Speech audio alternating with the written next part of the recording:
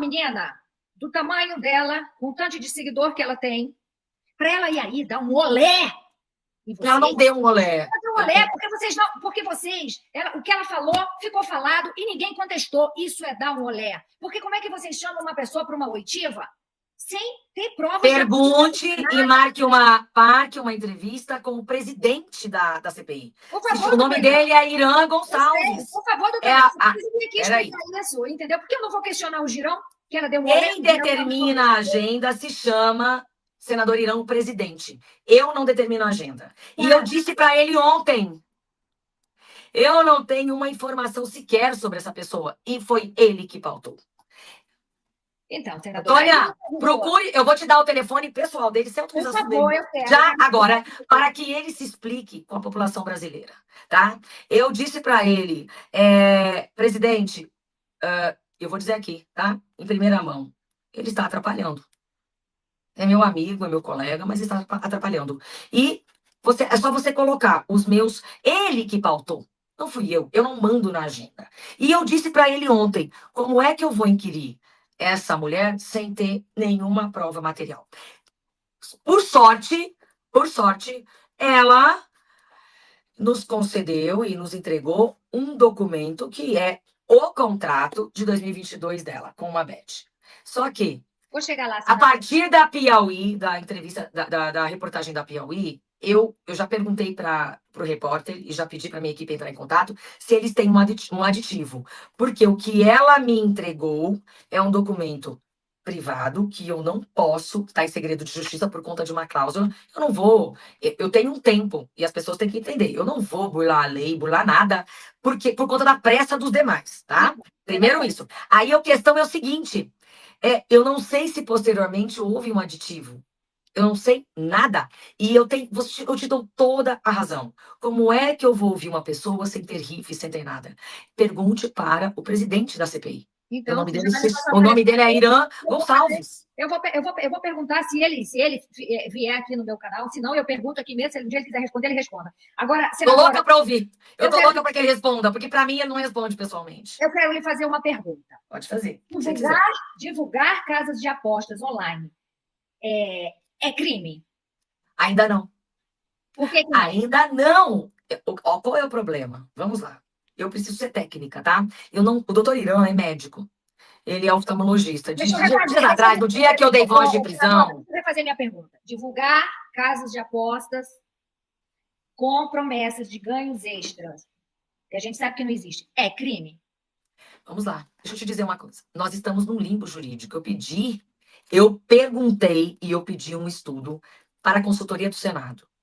Se nós, ao aprovar... Primeiro porque foi Michel Temer que sancionou a legislação que permite... Quando ela disse que ela estava legal, e eu disse no começo, você pode estar de forma legal, porém imoral, e imoral é um conceito subjetivo. Ela não está... Para mim é imoral.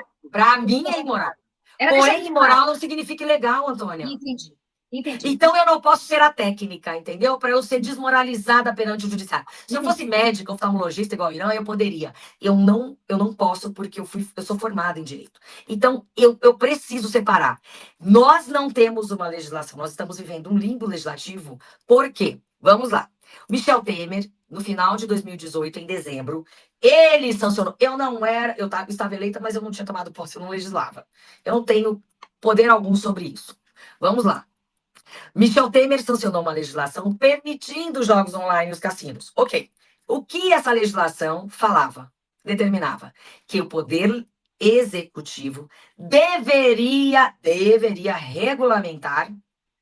Então, que essa lei dependia de regulamentação pelo poder executivo no prazo de 2 anos, prorrogáveis por mais 2. Ponto. Quem tomou posse dia 1º de janeiro de 2019? Eu te pergunto. Quem foi que tomou posse em 1º de janeiro de 2019? Tá, foi o seu, na época, amigo Bolsonaro, né? Sim, ele era o chefe do executivo. Ele tinha 2 anos prorrogáveis só por mais 2. Durante os 2 anos, prorrogáveis por mais 2, ou seja, 4 anos, ele deveria regulamentar tudo isso. Eu não participei, certo? E eu não participei da parte legislativa como legislativo. Eu fui empossada depois. Aí, ele, como executivo, ele deveria. E aí, ele não tomou nenhuma providência. Nenhuma. Nós atingimos o primeiro lugar de jogos e apostas do mundo de 21 para cá. Então, hoje o Brasil é o líder. É o líder. Aí, eu sou absolutamente independente. Eu não sou Lula e não sou Bolsonaro, tá? Porém, eu até me coloco no lugar. Eu jamais ganharia eleição. Eu tenho completa ciência disso. Mas eu sou uma das pessoas que poderia me colocar no lugar. Então, eu tenho plena ciência de que em 23, quando Lula tomou posse, ele abriu tanto no Ministério da Fazenda quanto no Ministério de Esportes secretarias que deveriam tratar disso. SPA, Secretaria de Jogos e Apostas, e também abriu uma secretaria um tanto quanto controversa, porque hoje quiseram ouvir esse secretário, que é o secretário do Ministério dos Esportes, o Giuliano. Dizem que ele foi lobista atrás e que ele tem interesses controversos. Ok, Senadora, eu tenho pedido de oitiva, ele não foi apreciado, os meus pedidos. Senadora, que a gente sabe que 80% dos políticos do Brasil são corruptos, são vagabundos. Aqui, verdade. a gente já sabe. A gente já sabe. Eu quero falar de hoje. Eu quero perguntar de hoje, uma vez que a senhora é relatora de uma CPI que custa dinheiro aos cofres públicos. Vocês não fazem CPI de graça, isso custa dinheiro. Eu li há um tempo atrás que estava custando 110 mil. Que nada, 110 mil é uma semana que isso aí deve ter gasto. Por favor, vamos falar do que de fato interessa. Eu quero lhe perguntar uma coisa. Qual é a diferença da Virgínia, tá, para esse rapaz chamado Daniel Pardinho, empresário de bets, que a senhora deu voz de prisão. Voz de prisão para ele. Qual é a diferença da Virgínia? A diferença é o seguinte. Olha só um minutinho, deixa eu concluir. Porque se for por falta de mentira e respostas infundadas, a Virgínia não deu só uma para vocês, ela deu várias. E, pelo contrário, ela ainda encarou vocês. Porque entre uma pergunta e outra do Girão, ela falava e quando você fez uma pergunta para ela, você poderia parar? Eu vou pensar se eu paro. Ou seja, vocês foram afrontados o tempo inteiro. A pergunta é, por quê? Qual é a diferença desse rapaz, desse empresário de bets chamado Daniel Pardim, que a senhora deu voz de prisão para ele? Qual é a diferença entre um e outro? É a quantidade de seguidores? Obviamente que não. Vamos lá. A diferença é a seguinte. Quando foram nós fizemos perguntas objetivas, eu fiz perguntas objetivas. Ela falou, eu vou pensar sobre isso, eu vou pensar sobre aquilo. Isso é subjetivo. Isso não é uma resposta objetiva. A pergunta foi, o senhor conhece a senhora Adélia? A sócia dele de 50%. Ele disse não. Eu estava com uma foto dele. Nada objetivo. Nada subjetivo, perdão. Totalmente objetivo. Aí eu disse para ele, eu vou lhe dar mais uma chance. Se vocês forem analisar e assistirem a oitiva dele desde o começo, vocês vão perceber que eu ainda dei chances para ele. Número 2. Ele sustentou o tempo inteiro, objetivamente ele mentiu. Ela falou, ele falou, não vou responder sobre isso. Ela falou e ela disse, eu vou pensar sobre isso. Eu vou pensar sobre isso na mentira. Ponto. Tá? Vamos lá. Você sabe o que aconteceu essa semana?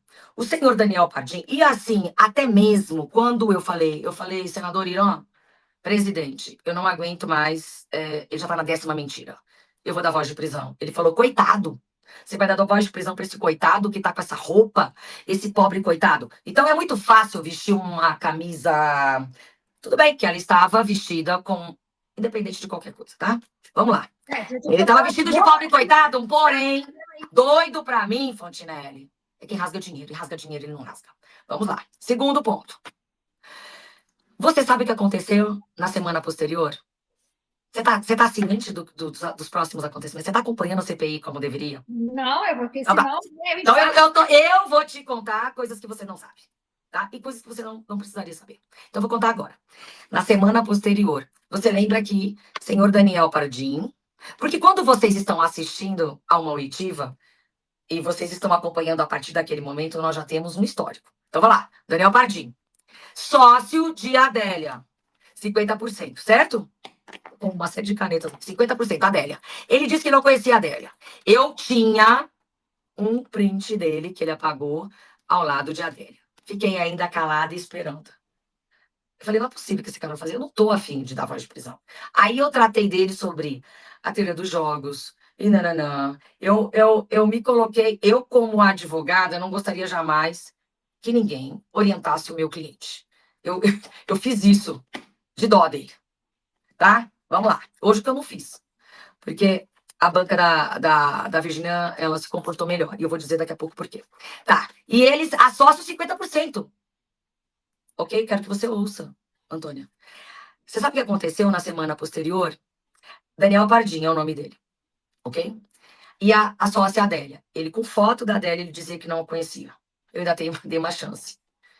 O senhor tem certeza? E tarará. Bom, você sabe o que aconteceu? Aconteceu uma alteração contratual que eles fizeram, onde a Adélia, a senhora Adélia, saiu do contrato social e deu espaço para quem? Você sabe? Uma pessoa chamada Elaine Pardinho. Por coincidência ou não, o mesmo sobrenome do sócio. Eu tenho foto de rede social. Ele estava mentindo descaradamente. Uma coisa é você dizer, eu não concordo, eu vou pensar sobre isso. Outra coisa é você objetivamente mentir.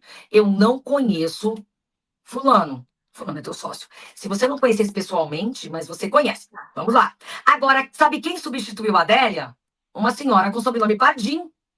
Ok, uma semana depois. Ninguém sabe. Eu tô contando agora para vocês. Ok? Não, mas isso não é surpresa, e também não é É surpresa, sim. Não, Eu mim, acho muito chocante não, para mim não para é. quem está julgando, né? Para mim, surpresa foi o que aconteceu hoje. Quer dizer, nem foi surpresa, mas para mim foi ruim de ver. Agora, deixa eu lhe falar uma coisa. Ela vomitou na cara de vocês, que são vocês que têm que proibir. Porque se ela não fizer, outros vão fazer. E que ela não está nem aí se é imoral. Então, você estava dizendo que era coisa subjetiva e que ela foi, e você foi objetivo, vocês foram objetivos nas perguntas e ela foi objetiva nas respostas. Então, eu vou lhe fazer uma pergunta, senadora. Você sabe quando que a sorte, esporte da sorte foi legalizada? Olha só. Só me diga assim, quando? Me dê data. Você sabe quando que a esporte da sorte foi legalizada? A Esporte da Sorte está entre as bets legalizadas, autorizadas do ano passado para cá, dentre as 90, 73, mais ou menos. Tá, vamos falar do esporte da sorte. Você sabe quando que a Virgínia Não, me coloque aí, por favor. Qual é o dia? Qual é o dia, a data? Não, eu não sei decora 70 e Olha tantas. só, então vamos falar de coisa objetiva. Foi perguntado para a Virgínia. As bets, você já divulgou bet ilegal? E ela objetivamente respondeu não. E você sabe quando que ela anunciou como embaixadora da Esporte da Sorte, ela e o marido dela? Em 2022. Em dezembro de 2022, em um story, ela arrastou 120 mil pessoas. E você sabe quando que a Esporte da Sorte foi legalizada? Em janeiro de 2025. Ou seja, pergunta objetiva, resposta objetiva e mentirosa. Olha só, Esporte da Sorte, ela fechou com a última... Marcos, traz para mim o documento que eu tenho. Ela fechou com o Esporte da Sorte e hoje ela trabalha com outra. Ela falou que ela tinha fechado em dezembro de 2022. E dezembro de 2022, nenhuma bet estava legalizada e nenhuma bet estava autorizada. Ninguém contestou a mentira dela. Nenhuma. Porque ela começou, a regulamentação começou em 2023. Nenhuma. E o que eu disse? Legalizada é uma coisa. Michel Temer autorizou. Não quero saber de Michel Temer, eu quero saber. Eu quero saber de Michel Temer. Não, eu quero saber da CPI de hoje. Foi feito perguntas objetivas, respostas objetivas e mentirosas, porque ela entrou em 2022 com o marido, como embaixadora da Esporte. Era ilegal em 2022 quando? E era ilegal, porque a Esporte da Sorte... Quando era ilegal, Antônia? Quando era ilegal, Antônia? A Esporte da Sorte foi legalizada em janeiro de 2025. Como a maioria das bets, elas foram autorizadas. É diferente. Foi legalizado com a sanção de Michel Temer em dezembro de 22. Determinando a legislação, da qual eu não participei, para que o Poder Executivo regulamentasse no prazo de 2 anos, prorrogáveis por mais 2. Então, existe um limbo legislativo. Ela era legal, porém não regularizada. E a culpa não é minha, não. E eu sou crítica.